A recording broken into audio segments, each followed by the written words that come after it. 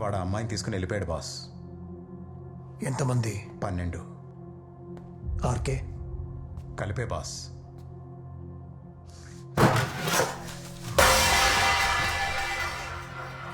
వాడి కత్తి కంటిన నెత్తుటి కథలు వినడానికి నేను రెడీగా లేను. వాడి నెత్తురంటిన కత్తి నాకు కావాలి. ఆ కథ కావాలి. వెళ్ళి వాడి సమంతో తిరిగి రండి. మీ వల్ల కాకపోతే చేయగలిగే వాడు ఎవడు లేడా?